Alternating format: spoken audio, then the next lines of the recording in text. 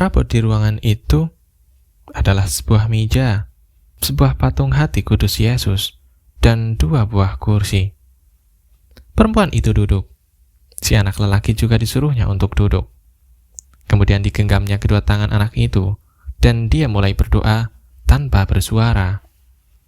Kedengarannya seperti doa orang Gipsi. Si anak lelaki pernah punya pengalaman di jalan dengan orang-orang Gipsi. Mereka juga pengelana, tapi mereka tidak punya kawanan domba. Kata orang-orang Gipsi suka menipu. Konon, mereka juga punya perjanjian dengan setan. Mereka suka menculik anak-anak yang kemudian dibawa ke tenda-tenda misterius mereka untuk kemudian dijadikannya budak. Ketika masih kecil, si anak lelaki suka ketakutan setengah mati jika dia ditangkap oleh orang-orang Gipsi. Rasa takut ini kembali menyergapnya ketika perempuan tua itu menggenggam kedua tangannya. Tapi dia punya hati kudus Yesus di sana, pikir si anak, mencoba menenangkan dirinya sendiri. Dia tidak ingin tangannya mulai gemetaran, sehingga perempuan tua itu tahu dia ketakutan. Dalam hati, dia membacatkan doa Bapa Kami. Menarik sekali, kata perempuan itu tanpa melepaskan tatapannya dari kedua tangan si anak.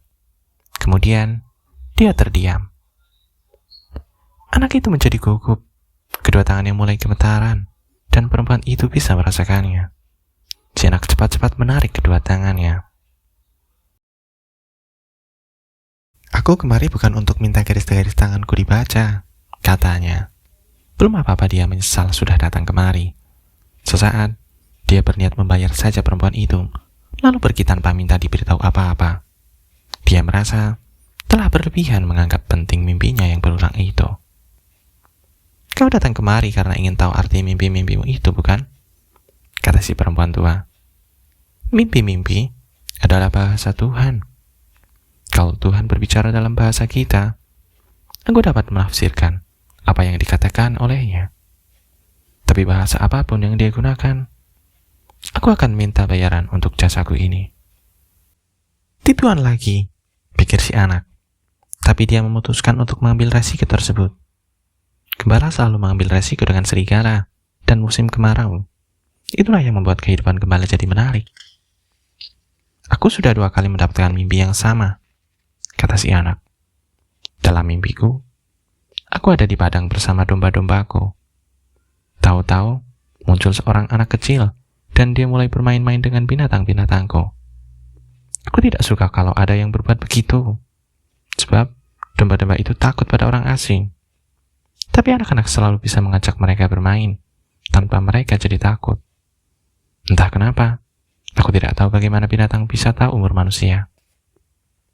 Ceritakan lebih banyak tentang mimpimu, kata perempuan itu. Aku harus meneruskan memasak, dan berhubung uangmu tidak banyak, aku tidak bisa memberimu banyak waktu. Anak itu masih terus bermain-main dengan domba-dombaku selama beberapa waktu. Si anak lelaki melanjutkan agak kesal. Lalu tiba-tiba anak itu meraih kedua tanganku dan memindahkanku ke piramida-piramida Mesir. Dia diam sejenak untuk melihat apakah perempuan tua itu tahu tentang piramida Mesir. Tapi perempuan itu tidak mengatakan apa-apa. Kemudian, di piramida-piramida Mesir itu, si anak sengaja mengucapkan keempat kata terakhir itu perlahan-lahan, supaya perempuan tua itu mengerti. Anak itu berkata padaku, kalau kau datang kemari, kau akan menemukan harta karun. Tapi ketika dia hendak menunjukkan lokasi persisnya padaku, aku terbangun. Begitulah berturut-turut. Sesaat perempuan itu terdiam, kemudian diraihnya kembali kedua tangan anak itu, dan dibelajarinya dengan seksama. Aku tidak akan minta bayaran apapun darimu, katanya. Tapi aku minta 1/10 bagian dari harta karun itu, kalau kau menemukannya. Anak itu tertawa, karena bahagia. Dia dapat menghemat uangnya yang tidak seberapa itu, karena mimpi tentang harta karun. Kalau begitu, tafsirkanlah mimpiku, kata anak itu. Pertama-tama, berjanjilah padaku. Berjanjilah, kau akan memberikan 1/10 dari harta karun itu, sebagai imbalan untuk hal yang akan kusampaikan padamu. Anak itu berjanji. Perempuan itu memintanya berjanji lagi, sampai menatap patung hati kudus Yesus. Mimpimu itu dalam bahasa dunia, katanya. Aku bisa menafsirkannya, tapi tafsirnya sulit sekali.